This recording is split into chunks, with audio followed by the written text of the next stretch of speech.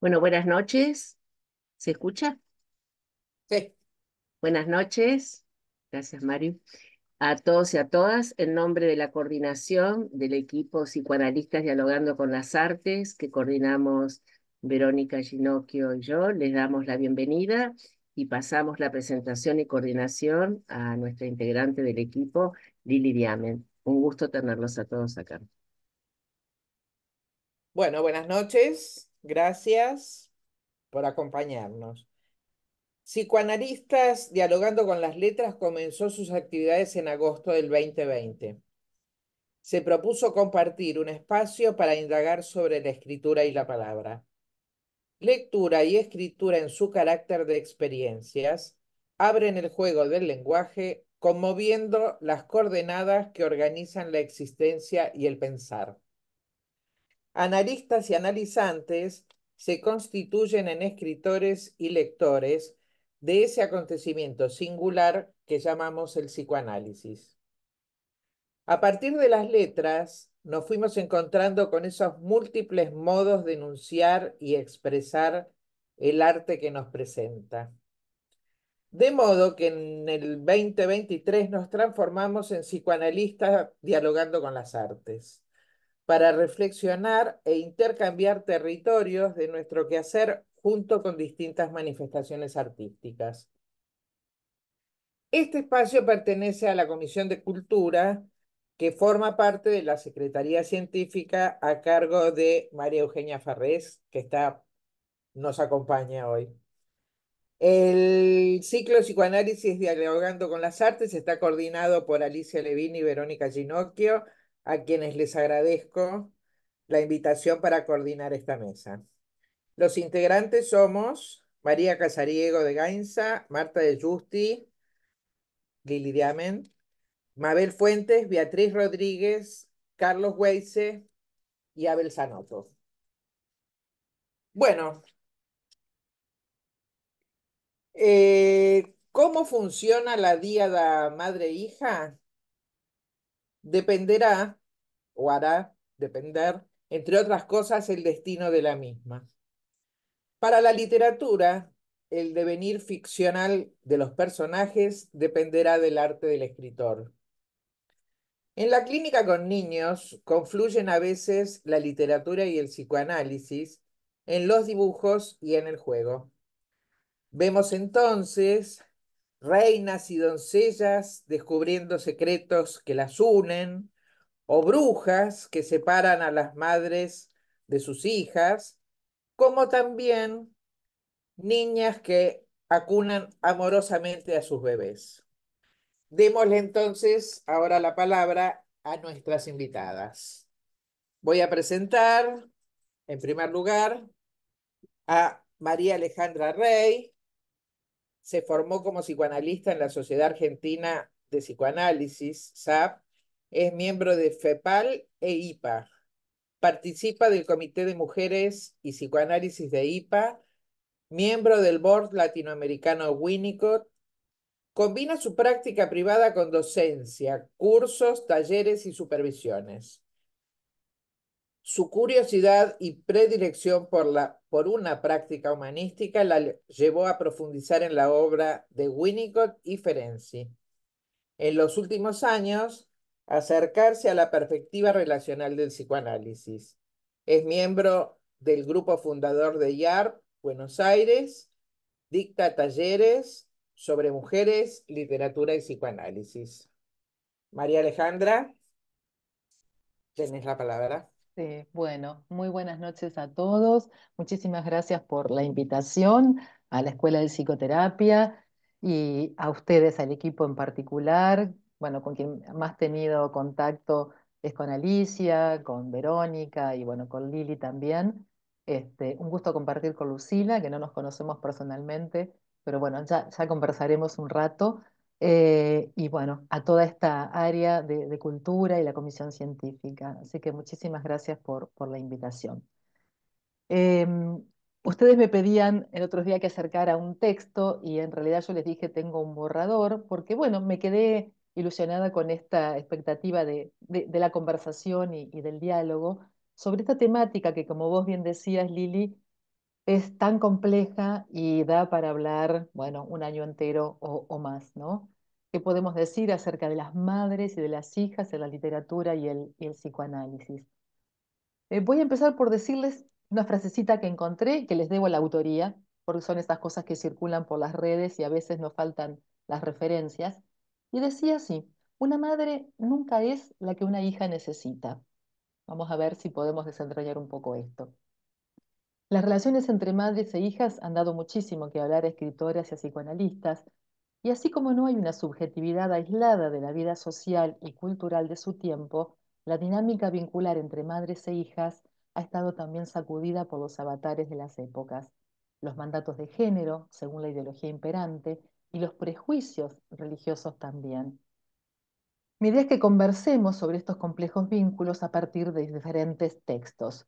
Por razones de tiempo voy a tener que abreviar la selección de textos que hice, pero por lo menos dejarle la inquietud de alguno de los textos a los que yo he rastreado estos vínculos.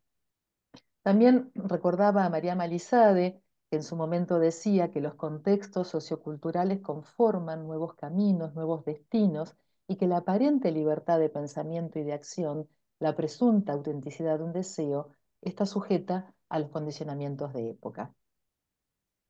También llegó a mis manos un texto de Nancy Chodorow, que en el año 78 escribe La reproducción de la maternidad. Con motivo de los 40 años de la publicación, ella hizo una revisión, una relectura, y empieza por cosas cotidianas, ¿no? Observando la relación madre-hija especialmente, y donde ella dice algo obvio, ¿no? Pero no menos importante, que para poder ser hija especialmente, como convertirse también en madres, es importante esta experiencia en el desarrollo de las mujeres y explora de forma abierta esta relación a lo largo del desarrollo de la hija. Y ella se pregunta, ¿cómo entendemos esta importante relación, especialmente en la psique y el desarrollo de las hijas? ¿Cómo es ser la madre de una hija? ¿Cómo se convierten las mujeres en madres? Y ella dice que estas preguntas están conectadas y que es a través de esta relación madre-hija, tan ambivalente, a través de la maternidad de las mujeres, estas hijas van desarrollando la idea de la maternidad.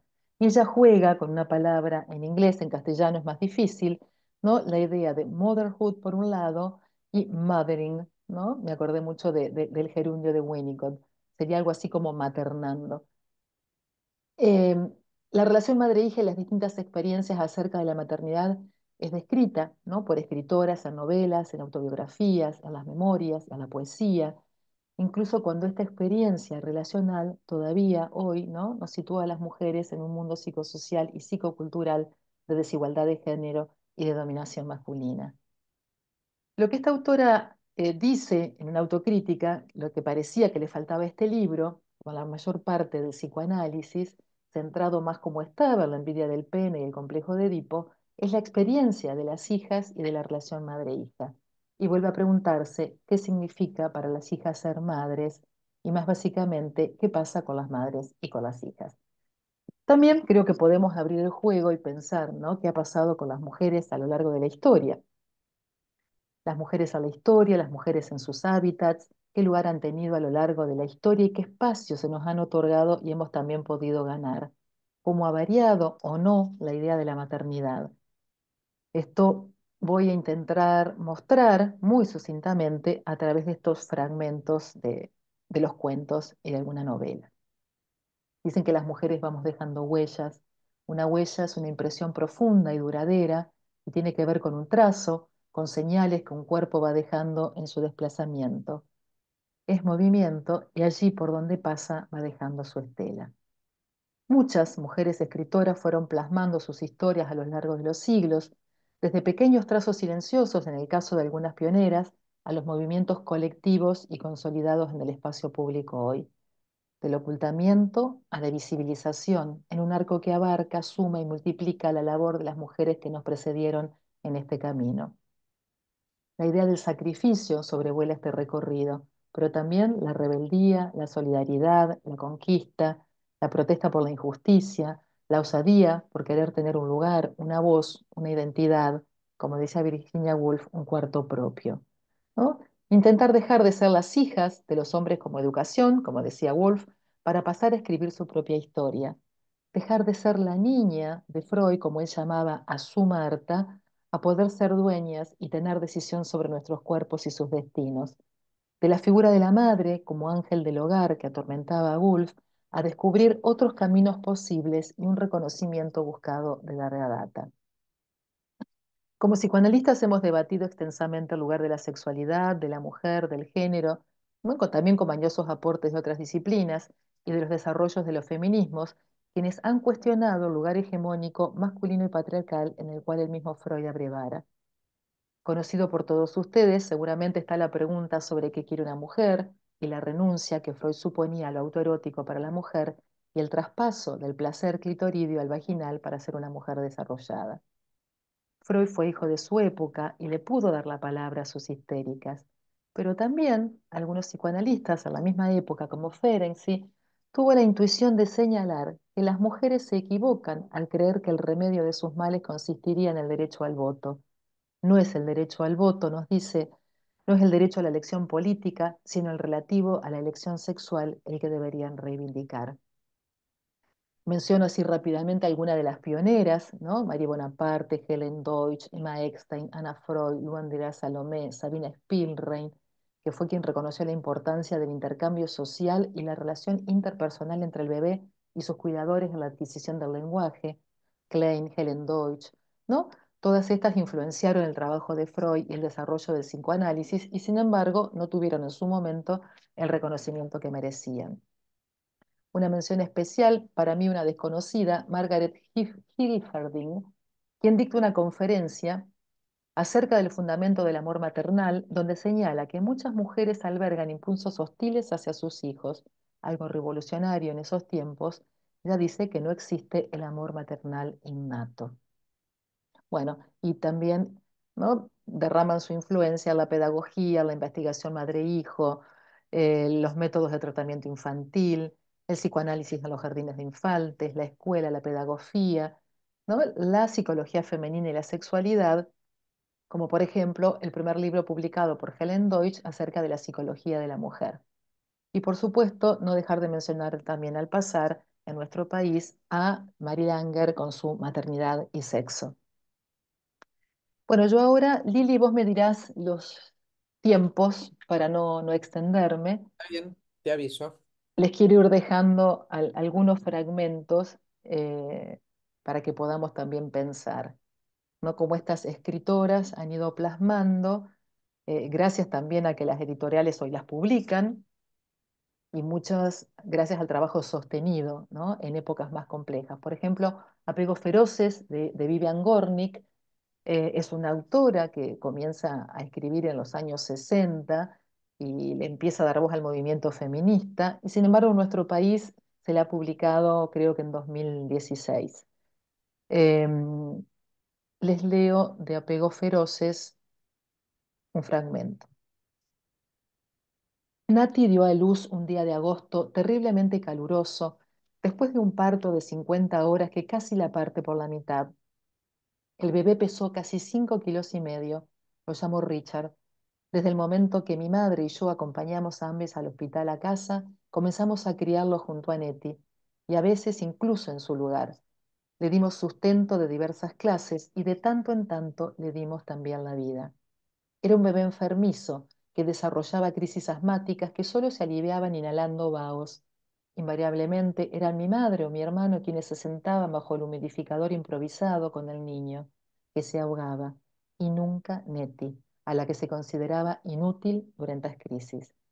Se dedicaba a dar vueltas por la habitación y a tirarse del pelo tan pronto como comenzaban a darle pitos al niño. Nettie, como pronto se comprobó, no tenía dotes de madre.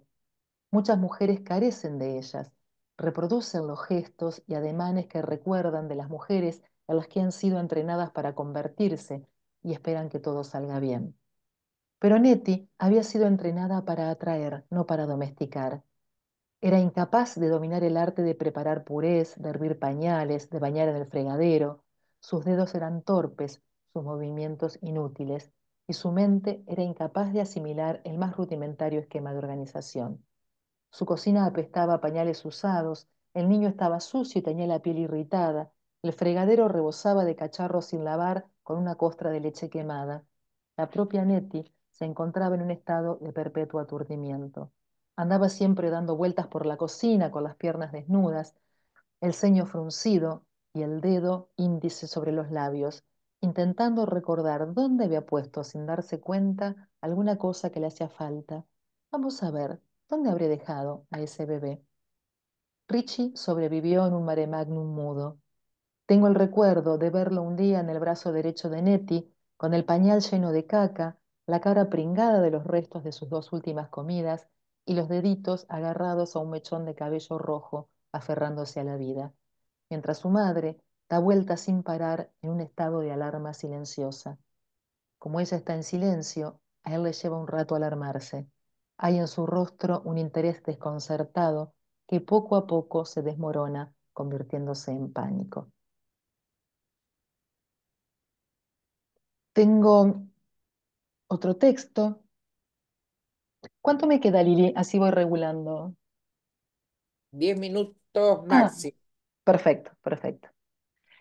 En este caso es Lydia Davis, una escritora americana, eh, cuentista, tiene una única novela y varios cuentos publicados en antologías. Se llama El Diccionario Antiguo y dice así: tengo un diccionario antiguo de unos 120 años que necesito concretamente para un trabajo que estoy haciendo este año. Las páginas tienen los márgenes amarillentos y precarios y son muy grandes. Cada vez que las paso, corro el riesgo de romperlas. Cuando abro el diccionario, también temo romper el lomo, que ya está medio roto en su mitad superior. Como ya sé que lo necesito para este trabajo, sé que lo voy a estropear más. Si no es hoy, será mañana, y que para cuando haya terminado este trabajo estará en condiciones mucho peores de las que estaba cuando empecé, por no decir completamente destrozado. Aunque cuando hoy lo he cogido de su estantería, me he dado cuenta de que lo trato bastante mejor que a mi hijo pequeño. Cuando lo manejo, intento de la mejor manera que sé no estropearlo. Mi principal preocupación es no dañarlo. Lo que más me ha sorprendido hoy es que, aunque mi hijo tendría que ser mucho más importante para mí que mi diccionario, no puedo decir que cada vez que trato con mi hijo, mi principal preocupación sea la de no hacerle daño. Mi principal preocupación es siempre otra. Por ejemplo, saber qué deberes tiene que hacer, o ponerle la cena en la mesa, o terminar una conversación telefónica. Si en el proceso el niño se ha estropeado, no parece que me importe demasiado, o que me importe más que terminar de hacer las cosas que tengo que hacer, sean cuales fueran. ¿Por qué no trato a mi hijo como mínimo tan bien como a mi diccionario antiguo? Tal vez porque el diccionario sea visiblemente frágil. Cuando una esquinita de una página se parte, salta a la vista. Mi hijo no parece frágil cuando se repantinga para jugar o cuando se zarandea con el perro. Sin duda su cuerpo es fuerte y flexible y no le puedo hacer daño con facilidad. He visto amoratado su cuerpo y después se ha curado. A veces para mí es obvio cuando he herido sus sentimientos, pero cuesta más saber hasta qué punto los he herido y parece recuperarse. Es difícil saber si se recuperan por completo o quedan para siempre dañados. Cuando el diccionario se daña, difícilmente puede remendarse. Tal vez trato mejor el diccionario porque no me exige nada y no se resiste. Tal vez soy más bondadosa con las cosas que parecen que no reaccionan. Pero de hecho las plantas de mi casa no parecen reaccionar mucho y sin embargo no las trato muy bien. Pero yo podría tratar bien a una planta incluso si no me agradara la pinta que tiene. Tendría que ser capaz de tratar bien a mi hijo cuando no tiene buena cara e incluso cuando no se porta muy bien. Tal vez sea más bondadosa con las cosas que no están vivas. No les duele que no les preste atención y eso es un gran alivio. El único cambio que se aprecia en ellas es que acumulan polvo. El polvo no les hará daño. Incluso puedo llamar a alguien para que les quite el polvo. Mi hijo se ensucia y yo no puedo limpiarlo y no puedo pagar a alguien que lo limpie. Cuesta mucho que vaya limpio y hasta es complicado tratar de alimentarlo. No duerme lo suficiente, en parte porque me cuesta muchísimo conseguir que duerma. Las plantas necesitan dos cosas, o tres tal vez, los perros cinco o seis. Es perfectamente mensurable cuántas cosas le doy y cuántas no, y por lo tanto si los estoy cuidando bien o no. Mi hijo necesita muchas otras cosas al margen de sus necesidades físicas, y estas cosas se multiplican o cambian constantemente. Pueden cambiar justo en la mitad de una frase, aunque normalmente lo sé, no siempre sé exactamente qué necesita. Ni siquiera cuando lo sé, soy siempre capaz de dárselo. Es habitual que no le dé todos los días lo que necesita. Parte de lo que hago por mi diccionario antiguo, aunque no todo, podría hacerlo por mi hijo. Por ejemplo, cogerlo con las manos lentamente, pausadamente y con dulzura. Lo dejo solo gran parte del tiempo. Tengo en cuenta su edad. Lo trato con respeto.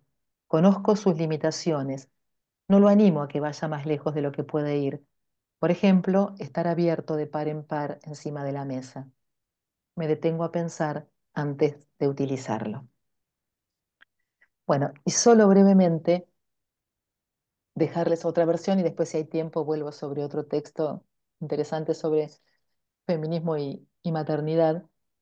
Pero no quería dejar de nombrarles a Yasmina Barrera, una escritora joven mexicana que escribe Línea Negra, que es como, ella dice, su diario de maternidad, ¿no? Y de lactancia, donde ella se va nutriendo de distintas lecturas y escribe y deja un glosario interesante de lecturas sobre este tema.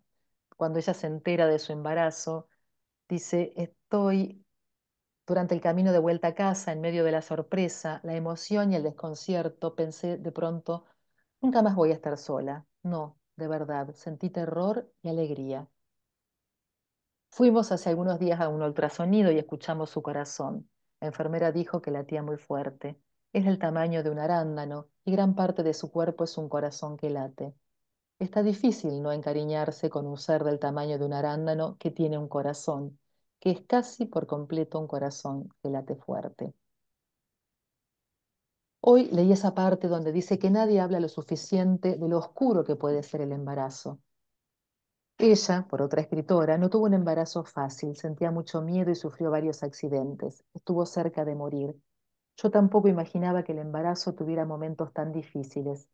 Mi madre y mis amigas solo me habían hablado de una transformación maravillosa, de lo increíble que fue el parto. Y ahora resulta que tenían náuseas todo el tiempo y se sentían fatal.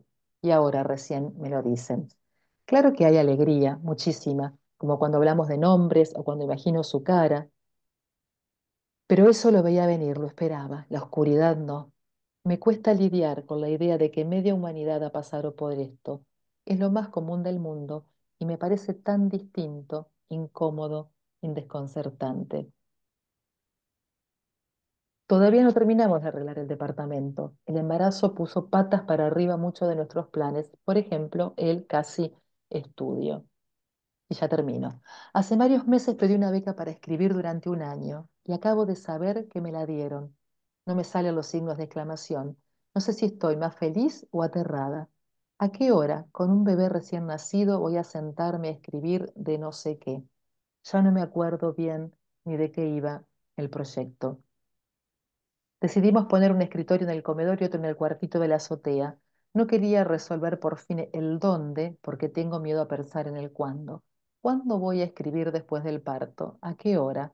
Claro que voy a seguir escribiendo, le dije a mi madre, cuando me preguntó si estaba dispuesta a abandonar mis proyectos durante los 2 años siguientes. No, claro que voy a seguir escribiendo. Bueno, tengo más frases, pero no quiero abusar de ustedes y escuchar también a Lucila. Gracias, María Alejandra. Después, en las intervenciones del público que preguntan también el nombre de los autores, tenemos que recordar. Bueno, ahora voy a presentar a Lucila de la Serna, magíster en psicoanálisis de adultos por la UNLAM del 2023, psicóloga, psicopedagoga, profesora de enseñanza primaria. Observadora de bebés, método Estervic de la clínica Tavistock en Londres. Miembro de la comisión directiva de Asociación Observación de Bebés Latinoamericana, socia plenaria de nuestra escuela y miembro de la comisión Malestar de la Cultura y Pensando desde Winnicott de esta institución. Lucila, tiene la palabra. Bueno, buenas noches. Agradezco muchísimo estar aquí. La verdad que me sorprendí porque eh, no pertenezco hacia el mundo de las artes y me sorprendió. Sí al Más o mundo del menos, más o menos. psicoanálisis y sí al mundo del psicoanálisis y indagando, leyendo, lectora y amante de las artes. Así que agradezco mucho la invitación. Me llegó estando en el Congreso, en un Congreso de Observación de Bebés en La Habana, en Cuba, y muy motivador porque empezar digo, bueno, ¿y qué voy a escribir? Empezar a rastrear entre colegas de observación sobre la temática y por más que éramos todos observadores, la respuesta unánime era, qué tema, ¿no? Como que es un gran tema y por ahí no tan, no hay tanto para leer, ¿no? La pregunta es esta, ¿no? ¿Cómo, qué es una madre? Y hay muchas posibles respuestas. Podemos ver la relación madre-hija también en los efectos que observamos en la clínica y vemos una variedad de vínculos madre e hija, muchos de mucho sufrimiento. Podemos ver la relación madre-hija en distintos momentos de la vida y también cómo se va modificando y el lugar del análisis también en esta modificación. Cuando hablamos de primera infancia nos remitimos a la función materna, al bebé. La palabra bebé pertenece ya al lenguaje inclusivo desde hace años, como en esta no diferenciación de si es varón o si es nena.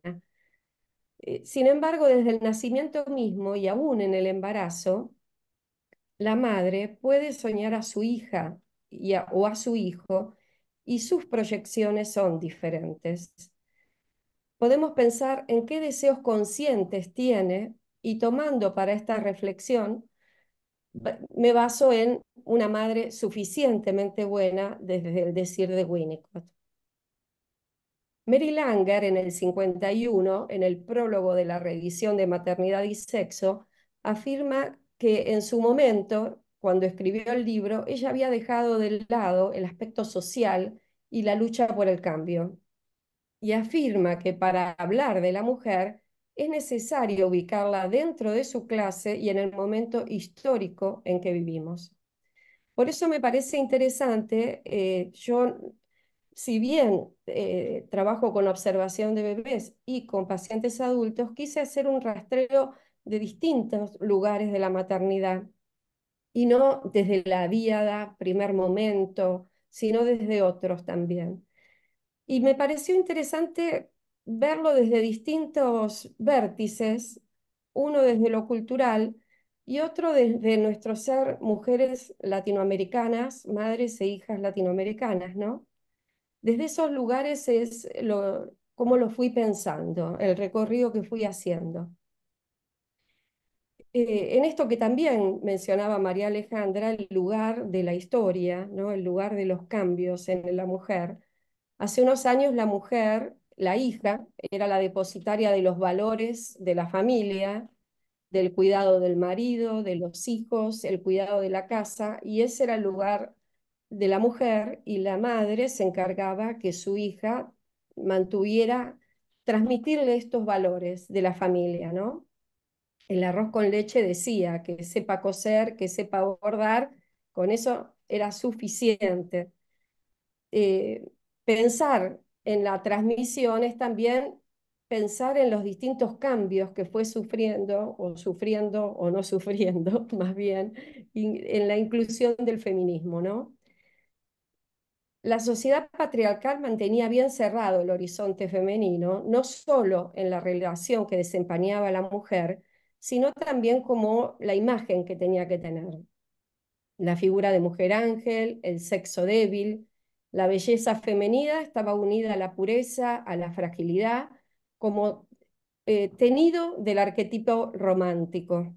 Una sociedad que estaba regido por códigos sociales que esperaba que las jóvenes mujeres tengan la principal carrera, el matrimonio y lo doméstico, y eso era lo exclusivo de la mujer. Una vez que se casaban, El hombre se ocupaba de las finanzas, de la religión, de la moral, de la cultura y también era un poco dueño de la mujer. Retomando un poquito el arroz con leche, después de este que sepa coser, que sepa bordar, por suerte termina que sepa abrir la puerta para ir a jugar.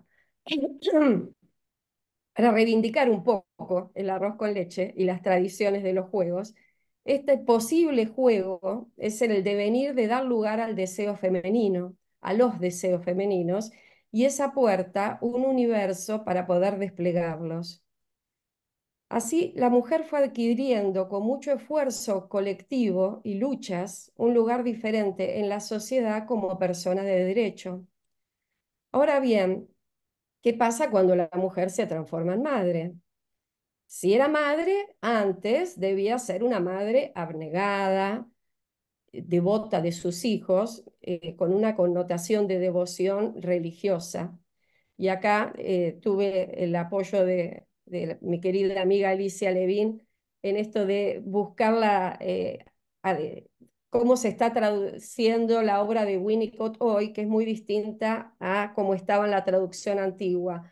Hoy la traducción está realizada por psicoanalistas y esta palabra que utilizaba Winnicott de madre devota, hoy está modificada en las traducciones nuevas como la madre dedicada, una madre común y corriente, no con ese tinte angelical y religioso, que se dedica amorosamente a su hijo o a su hija. Me pregunto, ¿cómo ensueña la madre a su hija por nacer? Dicho ensueño, ¿se ha ido modificando con el cambio de la mujer? Considero que hay una transmisión consciente hacia la hija mujer de los derechos que tiene y hay un deseo a transmitir a esa hija mujer su lugar en el mundo para ella hoy y para el futuro. Creo que esto es una cuestión que se incorpora en este deseo consciente, estoy hablando, de transmisión. Y quiero compartirle algunas experiencias de madres e hijas en otros contextos culturales. Hace algunos años realicé una observación sobre crianza en pueblos originarios wichis en Tartagal. Traigo algunas escenas. Yo observaba a una mamá que tenía a su hija con signos de desnutrición. La característica con que la llevan es que lo llevan constantemente en un pañuelo de andar que está cruzado en el cuerpo.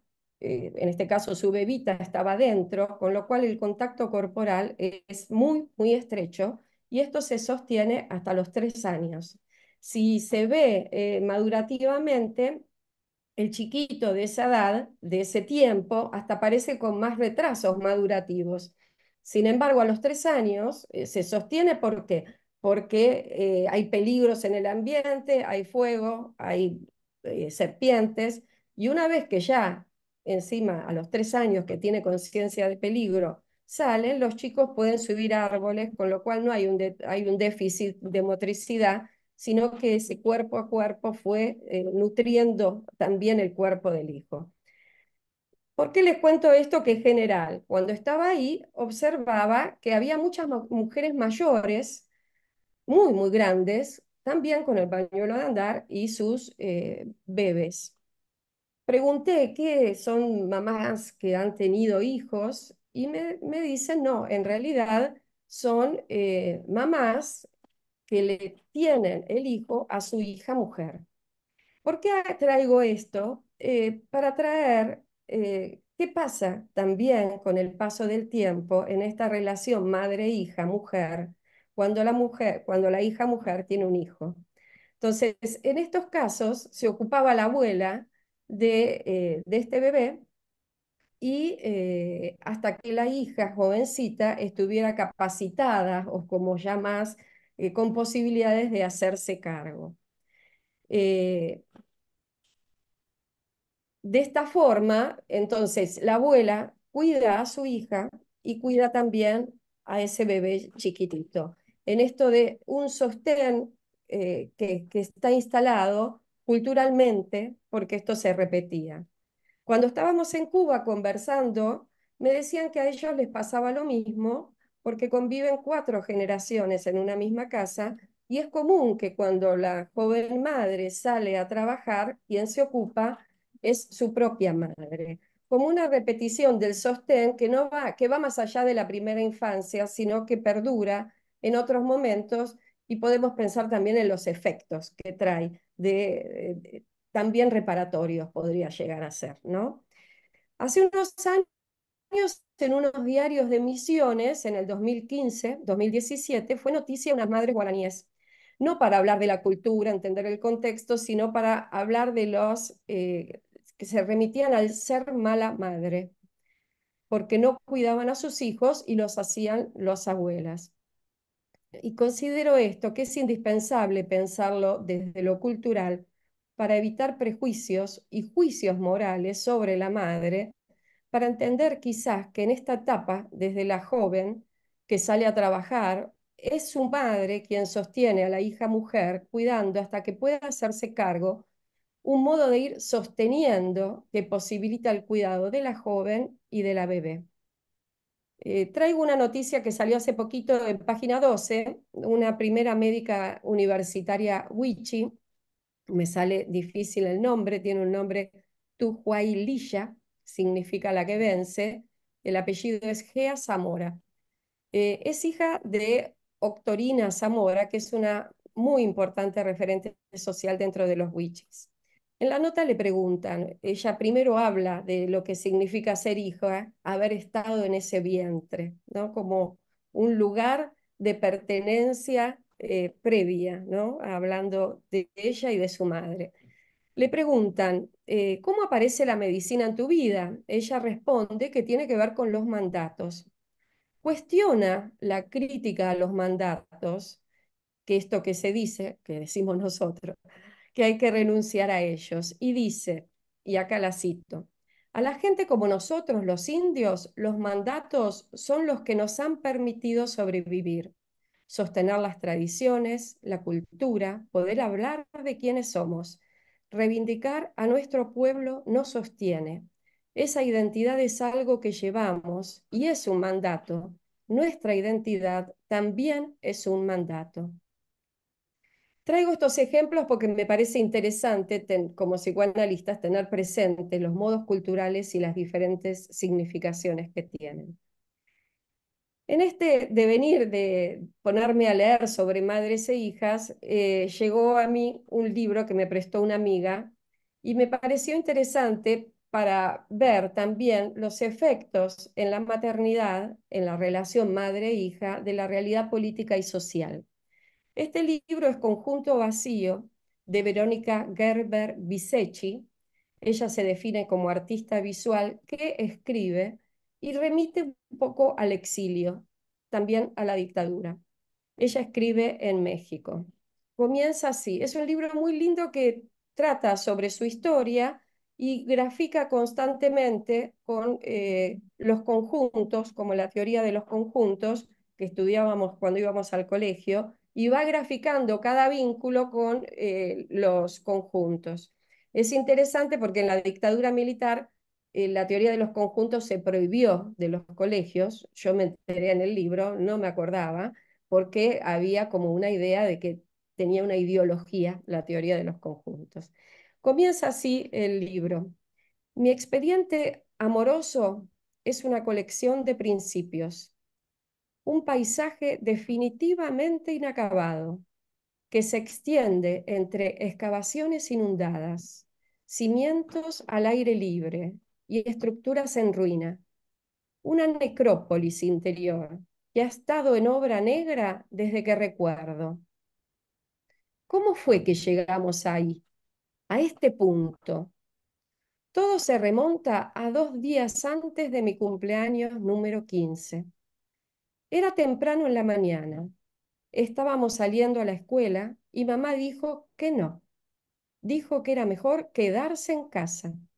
Dijo que no prendiéramos la tele, que no prendiéramos nada. Dijo que había que guardar silencio. Nunca cumplí los 15. Su interminable ausencia, la de mamá, se llevó todos nuestros cumpleaños, enredó el paso del tiempo. No hay una causa reconocible, solo efectos, solo una serie de pistas dispersas, sin sentido, un conjunto que se va vaciando poco a poco, fragmentos desordenados, corrijo, anicos. ¿Qué dices, mamá? Y así es como empieza a difuminarse. Y al final ya no la podíamos ver. La autora comienza, hasta ahí es la cita de partes que voy buscando del texto, la autora comienza el relato entre sus amores, su vida de infancia, su recorrido a través de la historia con estos gráficos de las teorías de los conjuntos que a veces hacen intersecciones y se juntan y de repente aparece un conjunto vacío. En algunos momentos aparece el hueco que deja de formar parte de su universo. El vacío se hace presente. Y la historia se desarrolla en México y había comenzado en Buenos Aires, dice, en la dictadura, el exilio. Y ella dice, mamá encontró la forma de quedarse justo en un lugar donde nadie pudiera encontrarla. Por último, no sé si nos queda un poquito de tiempo, Lili, me queda muy poco. Muy Quería poquitito. Traigo poco. Quería traer algo que remite a la tesis de maestría sobre la orfandad en hijos de desaparecidos, que son también efectos de la dictadura. Hace poquitos días estuve en una mesa en APA por el Día de la Memoria y me conmovió muchísimo el relato de Dafne Casoy, hija de desaparecidos. Escribió una novela, Tal vez mañana, el 2017, que es una novela que no relata tal cual son los hechos, aunque toca mucho de su vida. Representa su búsqueda, dice ella, que nunca termina y que va adquiriendo nuevos significados con la edad y con la maternidad. Acá cito algunas partes de su texto. Conocí a mamá de espaldas en una foto, me sostiene en brazos, soy apenas un bebé. La imagen es borrosa. Seguro se movió cuando apretaron el botón de la cámara. ¿Tendría miedo? Mamá me abraza fuerte. El brazo del costado envuelve todo mi cuerpo. Apenas asoma mi cara, no se ve bien. Da la sensación que tengo los ojos cerrados. En otra parte del texto relata el nacimiento de su primera hija. Era la primera vez que yo estaba sola y en silencio desde que nació. Y en silencio desde que nació. Fue en el sanatorio. La segunda noche, cuando mandamos a la beba a dormir a la nursería, y Rafa se fue a casa. Me acuerdo de esa noche, mucho más que desde la primera, porque fue cuando lloré. Cerré los ojos, empezaron a aparecer caras por mi cabeza, una después de otra. Sentí una contractura en la panza. Abrí los ojos. No supe qué era, solo que algo duro y extraño se estaba gestando ahí, muy cerca del ombligo, ese que alguna vez estuvo unido a mi mamá, ese que me ataron raro de bebé. ¿O no? ¿O venía de más allá, de un lugar incierto, un lugar sin palabras, ni bordes, ni superficies donde apoyarse? Lloré. Hasta ahí es el texto y para cerrar, que es mínimo, ¿cómo hablar de la relación madre-hija cuando no se tienen recuerdos de la madre desaparecida y se hace necesario un constante armado de los distintos pedazos que va otorgando los relatos que llegan al encuentro? Un constante reconstruir momentos de ensueño previo y de encuentro, del registro de las huellas, una tarea fundamental para que no sea un objeto desaparecido internamente. Maternidades, todas singulares. Queda pensar, ¿se construye solo con la diada madre-bebé en ese encuentro con sus propias historias? ¿O también es fundamental rescatar la importancia de los momentos político y lo social y lo cultural en esa experiencia única de ser madre e hija que habla también de un posible futuro, de un continuará? Hasta ahí llego. Gracias. Bueno, muchas gracias a María Alejandra y a Lucila. Bueno, yo le quiero decir a quienes nos están escuchando y viendo, estoy tomando nota de algunas de las intervenciones, que recuerden que las participaciones son por chat y yo voy a ir leyendo ahora por orden. eh, Espero que me salga bien. Eh, una de las primeras cosas fue lo que decía antes, que sobre todo para Ale, que después pases por favor el nombre de las autoras y de los libros, ¿sí? Estás muteada, María Lo Alejandra. escribo si quieren en el chat. Ah, bueno, Por Sí, favor, sí. sí, por favor, dale. por favor.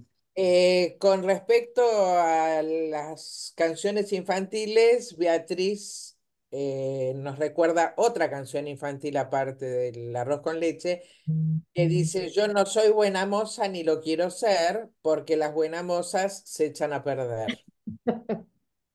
Así que teníamos lindas canciones. Con respecto a lo que también contó Lucila, perdón, sobre las mantas de pañuelos de llevar se llaman, Pañuelos de andar, porque de hacen andar. de andar, porque andan todo el día, hacen todas las tareas con eso. Bueno, Magdalena Basombrío, o Asombrio, que me disculpe si no, dice que es como los canguros y que también en Oriente llevan así a los bebés. Sí. Alicia Levín dice, me preguntaba en esto último de las mujeres jóvenes de Paraguay que daban al bebé a su propia madre y venían a Buenos Aires a trabajar. Así mantenían a su madre y a su hijo económicamente, pero sin disfrutarlos.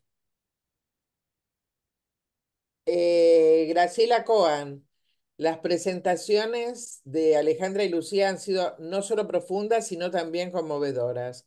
Celebro que se pueda pensar la relación madres e hijas desde la perspectiva de género enlazada al psicoanálisis. También Graciela dice que una novela interesante es Distancia de Rescate, de Samantha Schweblin, donde describe la permanente atención que la madre pone en los juegos de sus hijas e hijos para ver si debe rescatarlos de algún peligro. Algo que venía también en uno de los ejemplos de María Alejandra, ¿no? Magdalena también dice, porque el enfoque de la madre ausente solo en el caso de... Es una pregunta, entonces, ¿por qué el enfoque de la madre ausente solo en el caso de los desaparecidos cuando hay tantas madres ausentes? Bueno, es una pregunta, es una buena pregunta para pensarla. Bueno, acá María Alejandra nos pone Apegos feroces de Vivian Gornick, Línea Negra de Jasmina Barrera y el diccionario antiguo de Lydia Davis son los ejemplos que ella tomó. Bueno, hasta acá los comentarios y las preguntas. A ver, y les damos las palabras a ustedes. Bueno, vamos a agregar a un muchacho. Excelentes presentaciones. Mis felicitaciones a ambas por las propuestas. Es Gabriel Federico, perdón, que me olvidé de decir. Eh, Hay muchísimas versiones sobre temas relacionados con los vínculos madres e hijas, pero pensados en la perspectiva de género y en la actualidad y relacionado con el psicoanálisis, es muy interesante. Gracias por estas presentaciones tan interesantes que invitan a leer y a seguir estudiando y pensando. Chicas, ¿Quieres empezar, María Alejandra? te estás muteada. Bueno, no sé por dónde empezar, porque el tema también es vastísimo, pero tomo esto último, ¿no? Digamos que esta es una propuesta que invita a pensar y seguir pensando, ¿no? Sobre estos vínculos. Cuando yo propuse hablar en este taller, mejor dicho, en un taller que estoy, aquí está Nora Casinelli, que es asidua participante, em, El año pasado había empezado con otros temas, ¿no? Que tenían que ver por ahí con femicidios, con la mujer y la guerra. Entonces dije, bueno, voy a cambiar de temática, una temática un poco más liviana, pensé, ¿no? Bueno, madres e hijas. Pero cuando empiezo a investigar, un libro me fue llevando a otro y así a otro y a otro, ¿no? Entonces la infinidad de vínculos posibles es abismal. Y por ejemplo, acá solo en estos tenemos la ambivalencia materna, ¿no? En el caso de Lydia Davis y el diccionario, esta tensión, porque este libro está en una compilación sobre maternidad y creación, donde escriben distintas autoras americanas, por lo general, la mayoría escritoras, feministas, ¿no? Donde se les plantea esta tensión o esta dificultad, para algunas, para otras no, entre su vocación literaria, su vocación artística y lo que la maternidad les exige. Parece ser que en el caso de Lydia Davis, ella ha tenido, bueno, un hijo con muchos conflictos. No sé si ustedes recuerdan, ha estado en boga hace poco tiempo, un primer hijo que ella tuvo con Paul Auster, que terminó muy trágicamente. Em, y se nota tanto la historia que ella recrea acá, como en el primer libro de Auster sobre la invención de la soledad, como esta soledad de este chiquito, ¿no? No para juzgar a ella como madre, estoy tomando al personaje acá literario, pero me parece que da cuenta de esto, ¿no? De esta fragilidad de un hijo que no parece tal, de una madre que no sabe responder estas demandas o que siente que no puede, ¿no? No sé con qué ideales también de época se estará midiendo, si con estos ideales que traía Lucila, ¿no? O que vos mencionabas, Lili, de las madres perfectas, de las madres abnegadas, de las madres devotas, ¿no? O de madres que también se permiten abrir la puerta, ¿no? Hacia otros deseos que no sean un único destino posible, como era para muchas, ¿no? La maternidad, la procreación, los hijos para trabajar y el encierro, ¿no?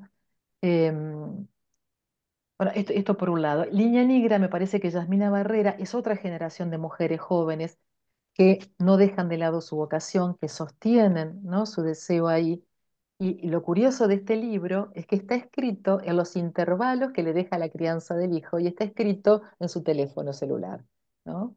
Este, y ella cuenta con una generación de madres que la precedieron, que también la madre de ella fue pintora, o es pintora, está viva todavía, eh, y ella le cuenta el relato, ¿no? De su propia maternidad, el de Yasmina, ¿no? Como un parto que fue feliz, un parto, ¿no? Que no fue, digamos, no le transmite una idea oscura de la maternidad, pero a su vez tiene una abuela, ¿no? Que en México hace muchos años fue partera, lo que hoy se llamaría una doula. Y cuando empiezan a haber casos de muchas infecciones en aquel país, en ese momento, ella estudia y se capacita para auxiliar a sus vecinas, ¿no? Y a quienes la requerían. Entonces hay toda una generación de mujeres que sostienen su profesión y las maternidades y dan esta red, ¿no? Y este, me parece este amparo y este cobijo. Y lo que vos traes, Lucila, acá también me abre otra vía de investigación, ¿no? Que son, bueno, las madres ausentes, ya sabemos, alguien pregunta por qué solo tomar las madres de los desaparecidos o las madres desaparecidas, ¿no? Me parece que es un tema que sigue vigente, que merece la pena ser pensado. Por supuesto que hay muchas ausencias, ¿no? En el recorrido que voy haciendo hay madres que se suicidan, hay madres que abandonan, ¿no? Hay madres que no están presentes también. Bueno, y solo un comentario más y ya dejo por acá.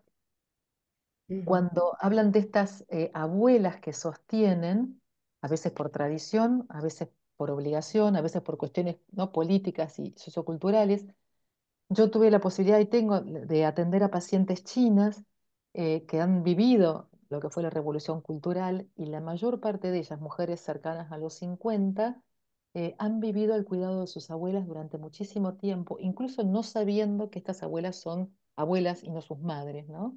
Y después cuando tienen 5 o 6 años viene la madre y el padre a reclamarlas, ¿no? Y empiezan desde ahí su primer vínculo y en la mayoría de ellos vínculos bastante conflictivos. Bueno, solo esto por ahora. Un poco el tomar la relación madre-hija, si nos metemos en la clínica, podemos tener un montón de historias, a veces muy dramáticas, y en esto de las ausencias, ¿no? Eh, por supuesto que hay ausencias. la más muy dramática es la ausencia en presencia, ¿no? Esa es muy dramática porque implica a una madre que está, pero que está ausente. Quizás como el cuento que contaba yo de Conjuntos Vacíos, la madre se esfumó y dejó de estar y estaba presente, pero con una ausencia, y ahí quedó la hija boyando en una edad sin tiempos que parece que nunca pasa a la adultez, siempre queda previo a los 15, ¿no? Eh, ¿Por qué tomo lo de los desaparecidos? Porque no es una ausencia en presencia, es una ausencia desaparecida. Y como psicoanalista me parece que lo tenemos que tener presente porque la inscripción interna no es igual. Y entonces lo que yo trabajo en la tesis es la necesidad de poder reencontrar y hacer aparecer internamente a esa madre para poder que le otorgue recursos internos. Este es un planteo, pero bueno, por eso lo aclaro. Pero de ausencias tenemos el consultorio con muchas situaciones, situaciones dramáticas, situaciones de repetición, situaciones de abandono, eh, eh, narcisismos extremos. Podemos hablar de muchas. Yo tomé algunos aristas que iluminaran algunos aspectos y seguro dejé otros que no los tomé y que por ahí da para enormes, largos debates.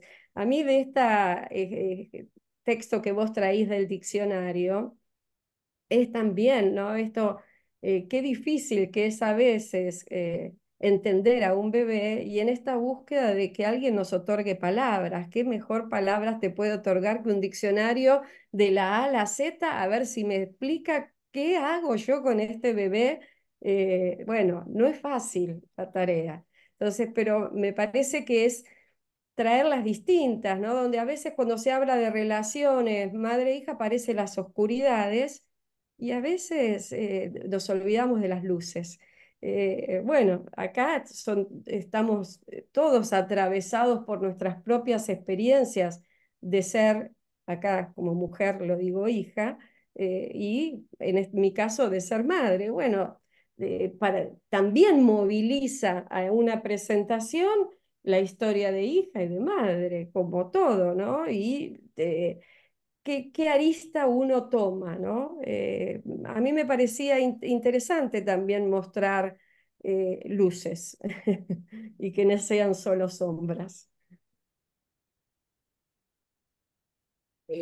Alicia les pregunta, algunas de quienes estamos en el equipo organizador estamos investigando en la actualidad el no deseo de hijo. ¿Pensaron alguna cuestión en relación a este tema? Josefina Finzi dice, buenas noches, excelentes presentaciones. Recuerdo la vida de Esther Vick, creadora del método de observación de bebés. Ella tuvo una madre adolescente que la dejó con la abuela por ser muy joven. Queda embarazada y vuelve con su madre. Esther Vick no tuvo hijos y sí se dedica a entender las ansiedades primitivas de los bebés. De alguna manera se encuentra con su madre. Qué interesante. La querida Josefina, también observadora, nos estuvimos en Cuba juntas. No sé si alguien... Desconocía la historia, pero sumamente interesante, ¿no? Y Me hizo este tema acordar, del no a- deseo, ¿no? ahora hago una asociación con esto.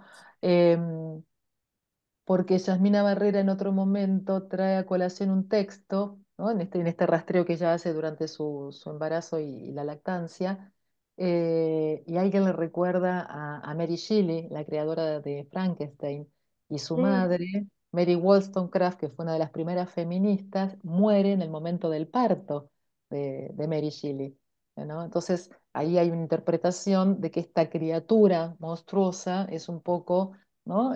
Como esta reconstrucción o lo que ella ha tenido que pasar, porque también Mary pierde un hijo o varios, si mal no recuerdo, ¿no? En relación a su maternidad.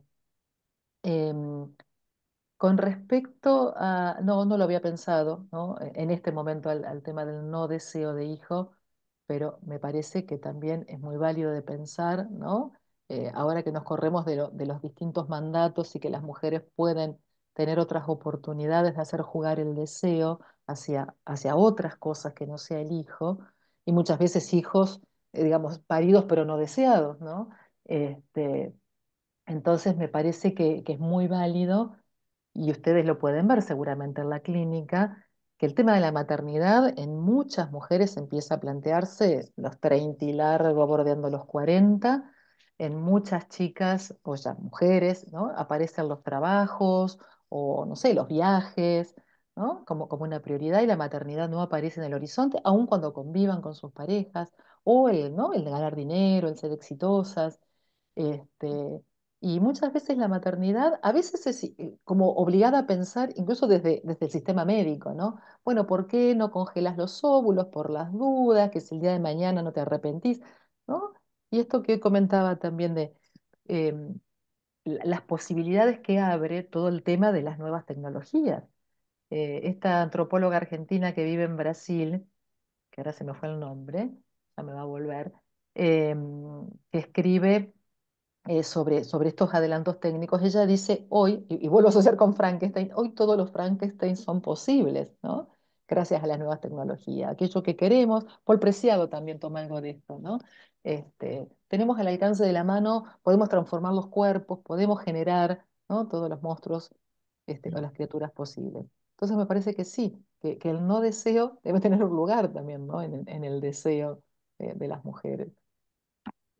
Bueno, yo pertenezco al grupo de investigación en que estamos con esta temática y estamos en eso. No voy a spoilear nada ni nada, sino que me parece que, que hoy aparece la pregunta, que antes no aparecía, ¿no? Un poco me puse a leer sobre el feminismo, distintas mujeres que escribían. Bueno, la mujer antes escribía con seudónimo, no podía ni presentarse a escribir, y la mujer que le interesaba lo intelectual entraba al convento, porque ahí iba a poder leer y estudiar. Entonces, hay un lugar del saber que también hoy tiene acceso para estudiar, para trabajar, para hacer, para su propio deseo, ¿no? Y me parece que ahí aparece la posibilidad de la pregunta, que antes no aparecía la pregunta, era como algo que ni se cuestionaba. También en el consultorio a veces vemos que, yo digo, madre hay una sola, mujer hay una sola, a veces en estas relaciones madres e hijas, donde hay poco lugar para el despliegue de ser mujer. Ya no solamente madre, ¿no? Sino mujer. Bueno, hay muchas situaciones que podemos pensarlas, ¿no? Bueno, Lucila, me das pie para una asociación también con Virginia Woolf. Vos hablaste del ángel. Ella dice que para poder escribir tuvo que deshacerse de la figura del ángel del hogar que la madre representaba para ella, ¿no? Era la mujer abnegada, la que cuidaba no solo a los hijos, sino, bueno, a los vecinos, ¿no? Este, y para poder escribir, si bien ella no tuvo una educación formal, ¿no? Ella es la que también contribuía, decía, a la educación de los hijos de los hermanos varones, que fueron a colegios muy renombrados en Londres, pero bueno, tuvo la ventaja de tener un padre que le habilitó a la biblioteca, ¿no? Y digamos que no era una familia pudiente, pero sí tenía acceso, ¿no? Al mundo intelectual. Ella fue parte del grupo de Bloomsbury, con sus hermanos intelectuales de la época, ¿no? Se armaban estos debates en su casa. Eh, pero ella es consciente de las limitaciones, incluso colaboró con un grupo de obreras, también publicando, ¿no? En su imprenta, en la... Ay, hoy estoy con los nombres. La primera imprenta, como digamos el marido, Leonard Woolf, como ella estaba pasando por periodos de depresión, pensó que iba a ser una buena idea la Howard Press, ¿no? Ponerla a hacer tareas manuales. A Virginia se le negó la posibilidad de la maternidad, ¿no? Porque sus psiquiatras opinaban en ese momento que eso era, bueno, contraindicado, ¿no? Para su salud. Em, y acá estoy viendo una pregunta, eh, Milena, no es Milena Tusquets, vale el fallido, es el libro de Milena Busquets, hija de Tusquets, de Esther Tusquets. Les compartía también una entrevista pública a Milena, donde ella da cuenta de esta relación, también ambivalente con su madre, una mujer muy moderna para la época, intelectual, brillante, que se separa de su padre, también poeta, y donde fue criada con absoluta libertad. Pero esto para Milena fue un problema, y una madre muy exigente, que cuando ella le llevaba sus primeros garabatos, ella le decía, hasta que no tengas 100 páginas, no me lo traigas, ¿no? Y vivió muy a la sombra de su madre, y ella dice, cuando mi madre se muere, de esto da cuenta el libro, ¿no? También esto pasará, empieza con la muerte de la madre, con el entierro, con el funeral en Cadaqués, en el pueblo donde vivió su madre, y termina con una visita después, ¿no? Al cementerio, un tiempo después. Pero bueno, como ella necesita esta madre muerta, ¿no? Para poder avanzar en este derrotero de su propia escritura, de su propia creatividad. Voy a leer por si alguien no la tiene la pregunta de Mónica Fabeluques, que dice, muy interesantes las presentaciones. ¿Cómo piensan en la relación madre-hija la ambivalencia más intensa y dificultades en la resolución de ese vínculo? Recuerda entonces el libro de Milena, no me acuerdo el primer apellido de Tusquets. Esto también pasará y da las gracias. Ahora te doy también la palabra, Lucila. Tenés una pregunta. Gracias, Lucila, por invitarnos a reflexionar sobre la importancia de lo histórico social en el psiquismo, dando lugar a lo que Silvia Bleichmar llamó subjetividad, en este caso de las mujeres latinoamericanas. Es una pregunta de Fabián Actis Caporales. Actis Caporale. Muchas gracias, hay muchos agradecimientos y felicitaciones. Y hay una Eh, de Sandra Borovich ahí, ¿no? ¿O no? Está también por acá. Sí. Bueno, a ver, Lucila. Eh, a mí me pareció interesante esto de las mujeres latinoamericanas, porque a veces nosotros nos olvidamos. Y leyendo un poco también de feminismo, estaba, bueno, el feminismo de Estados Unidos, el de Europa y el latinoamericano, no lo tomamos tanto, por lo menos en los recorridos que hemos hecho con colegas que estábamos estudiando. Y me parece interesante tomar las particularidades propias, ¿no? Que nos tocan. En esto que plantea Mónica, eh, creo que son a veces situaciones muy complejas las ambivalencias. A veces pueden ser eh, que sean situaciones que se dan, pero cuando son muy intensas, a veces terminan o en expulsión, en situaciones muy dramáticas, ¿no? O en expulsión de una, el abandono de otra, en esta corte de algo que da para pensar en la historia y en lo predípico también. Que bueno, a veces son sumamente complejas y que en la clínica, cuando pasa que se ve que se está repitiendo historias, implica un cuidado muy minucioso también de las ambivalencias hacia la analista mujer, ¿no? También que se repite. Sí. Yo pensaba, siguiendo antes una pregunta de Graciela, si alguna tiene alguna opinión o más que una opinión sobre la clínica de las parejas de dos madres de hijas mujeres.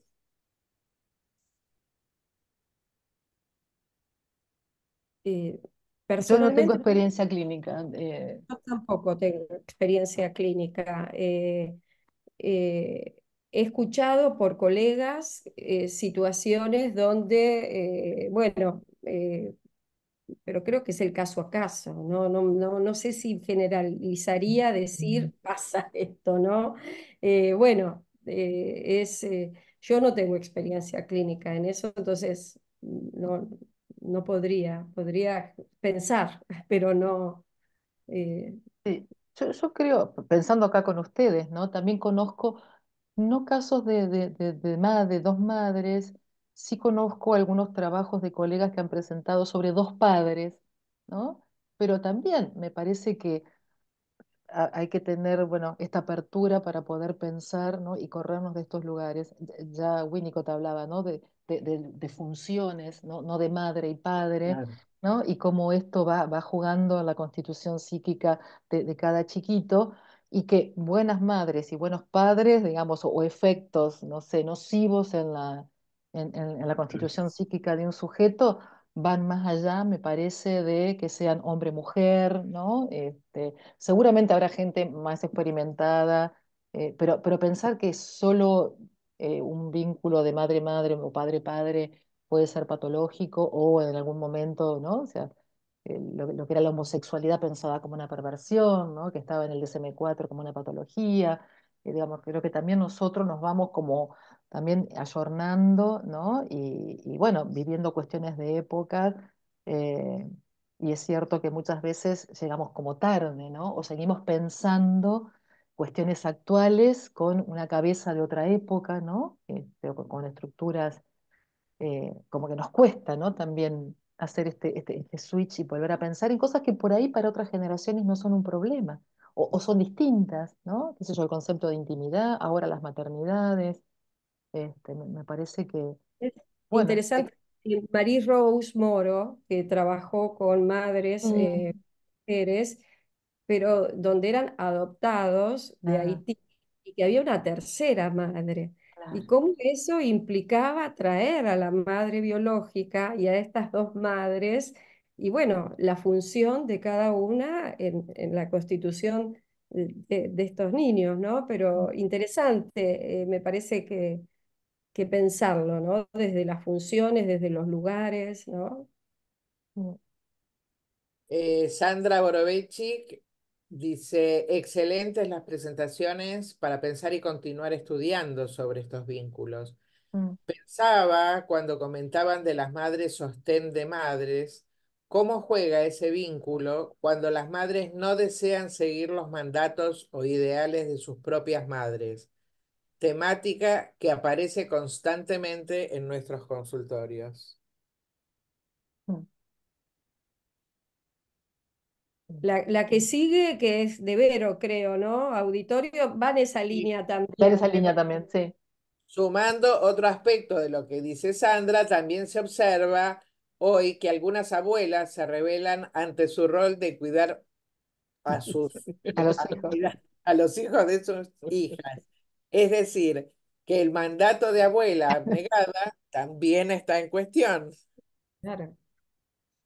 A Bueno, ver, porque creo que también, ¿no? Las expectativas de vida y las mujeres activas, ¿no? También por ahí no quieren resignar este lugar y decir, bueno, dejo el consultorio, ¿no? Me voy a cuidar los nietos, o estoy disponible 24 horas como otras abuelas en otra época, ¿no?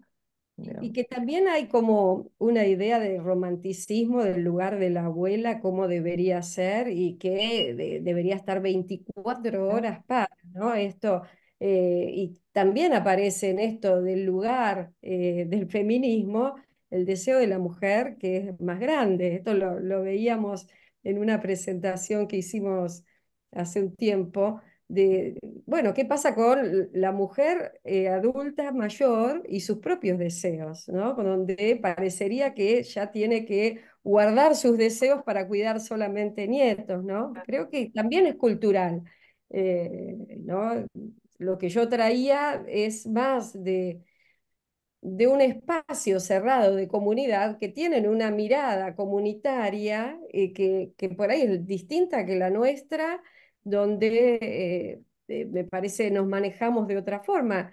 Me parece que lo que quería introducir, más allá de las madres que cuidan a sus hijas, es también la perspectiva también del caso a caso desde cada cultura a cultura, ¿no? Para entender qué es esa transmisión. Eh, Vamos a Perdón, y tomar. algo que tiene que ver también con lo cultural, es me parece que ahora también hay una apertura editorial, ¿no? Y que no sé si es moda, pero hay infinidad de textos de escritoras latinoamericanas muy jóvenes, algunas a los 40, ¿no? Que exploran estos vínculos y que han podido escribir, muchas a través del duelo, ¿no? El duelo de sus propias madres, otras a través del duelo de los hijos. Este, pero hay muchísimo material escrito y publicado en estas últimas décadas, cosa que Chicas, antes, sí, Claro.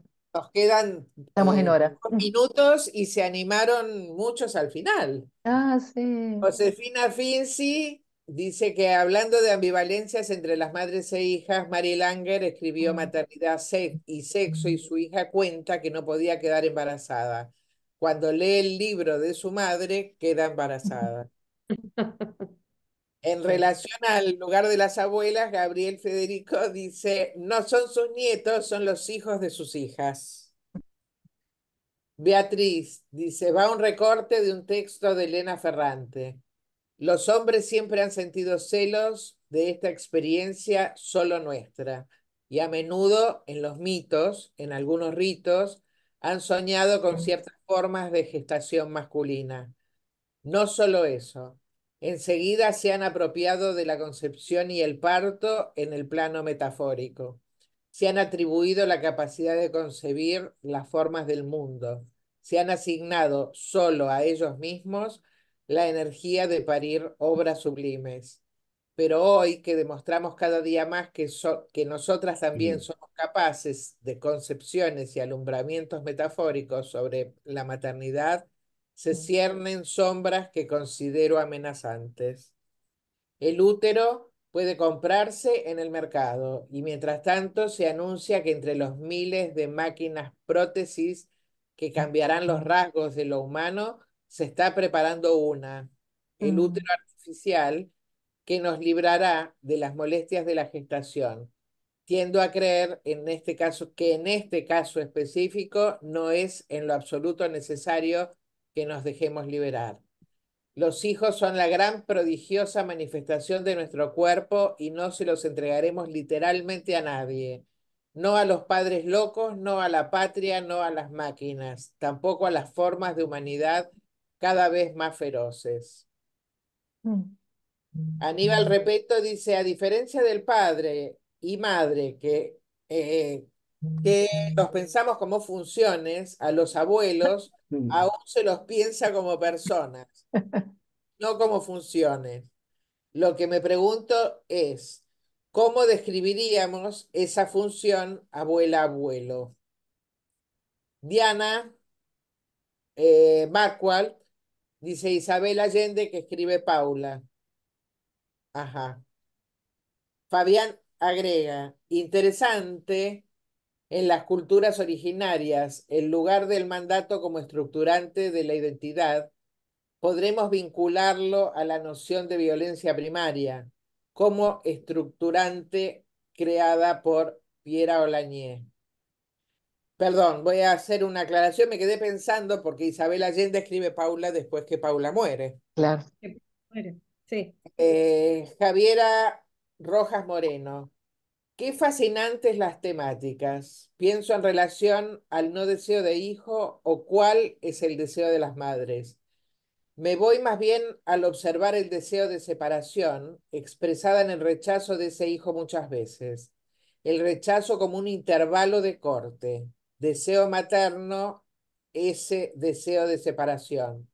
Podemos pensar en esto que trajo Freud, que el aparato psíquico se constituye a partir de dos principios, la vivencia primaria de satisfacción y pérdida de objeto, es lo que funda el deseo. Y por otra parte, la vivencia primaria de dolor. Se extrae del cuerpo una cantidad que inunda una marca a partir de la extracción, y es lo que funda los afectos. Un Así que montón. al final todo. Digo dos cositas y te dejo, María Alejandra. Lo de abuelos y abuelos da para analizarlo y pensarlo, me parece una temática muy interesante. Otra Eh, mesa. Otra mesa, otra mesa. Lo que decís, Fabián, yo concuerdo. Me parece que por lo que decía este artículo, y así me parece que hay cuestiones que son estructurantes. Eh, Algo más iba a decir, pero ya me mareé también. Me quedaba pensando en esto del no deseo de hijo que aparece por un lado y después vemos el exceso de apego por el otro, Por el ¿no? otro. Que como dos distancias grandes que parecería que hay un espacio que está pasando, ¿no? Claro, María bueno, Alejandra. por ausencia o por defecto, ¿no? Digamos, como los dos extremos también terminan siendo obturantes, ¿no? De la individualidad de este hijo. No sé, el lugar de los abuelos también, ¿no? Es como un lugar intrigante, el lugar de la persona. A mí me dio pensar también, pensando en las comunidades que vos traías, en esta frase que decía, para criar un hijo hace falta una tribu entera, ¿no? Y me parece que uno puede pensarlo desde este lugar, porque muchos no tienen abuelos, bueno, o por orfandades o por muertes prematuras, ¿no? Pero por ahí aparecen estas figuras también de sostén, a veces una vecina, a veces alguien en la comunidad, ¿no? A veces los lugares, bueno, para pensar el lugar de los jardines de infantes, ¿no? O las guarderías. Me parece que ahí también tiene que ver un poco con esta, tiene que ver con las redes, ¿no? Y volviendo al primer texto que traje, el de Vivian Gornick sobre apegos feroces, yo te extraje ese fragmento de esta vecina, que era una chica que queda viuda de un marido golpeador, que fue una ventaja que el tipo desapareciera, pero le queda este bebé, y quienes la ayudan a criarlo son estas dos vecinas, ¿no? La madre de Vivian Gornick, con la que ella tiene también una relación sumamente ambivalente, que con los años, ¿no? Ella lo va desplegando a lo largo del libro y en las caminatas por Nueva York, de situaciones muy, muy violentas, de amor y odio, ya más grandes las dos, ¿no? La madre ochentosa y ella en los 60, bueno, como ciertos intentos de reparación. Pero me parece que ahí la figura de esta mujer ordena, ¿no? A esta chica que no podía consigo misma, que no sabía dar una mamadera, que no podía, no sé, preparar unos pañales, como este lugar, ¿no? De un referente acompañante. Eh, Me acordé, Paula Sibilia es la Ah, claro, antropóloga. claro. Sí. Bueno, antes de agradecerle a nuestras panelistas, el último comentario de Diana Marquardt: en ese espacio entre extremos podríamos repensar la ambivalencia como una posibilidad que también permite Mm. aire. Bueno, faltan unos minutitos. Les agradezco muchísimo, muchísimo a las dos. Ahora vamos a abrir los micrófonos para que todos los podamos aplaudir en vivo. Perdón, perdón. Antes de abrir los micrófonos, vamos a anunciar la actividad de De mayo, mayo. ¿sí? Exactamente.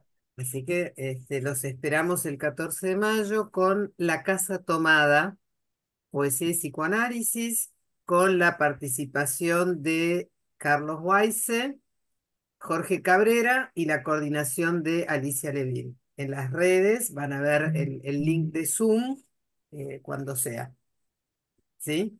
14 También, de mayo. digo cuando lo publiquen, la actividad es el 14 de mayo, Bien. 20:30, ¿ok? Ahora sí vamos a abrir los micrófonos para aplaudir y Muchas agradecer a gracias. nuestras panelistas. Gracias, ustedes Y ahora van a encontrar Alejandra y esto. Lucila. Bien, ahí Gracias. Y está. podrán Gracias, Gracias ver a ustedes. gracias. Gracias. que el arte y Gracias. el Chao. arte y Muchas psicoanálisis, gracias. Muy como el bueno. arte y psicoanálisis siguen haciendo lazo, ¿no? Gracias. Como Gracias arte y psicoanálisis siguen Gracias. haciendo lazo. Gracias a todos. a Gracias a las ustedes, a dos. ustedes. Muy bueno. Muchas Muy gracias. buena mesa. Buenas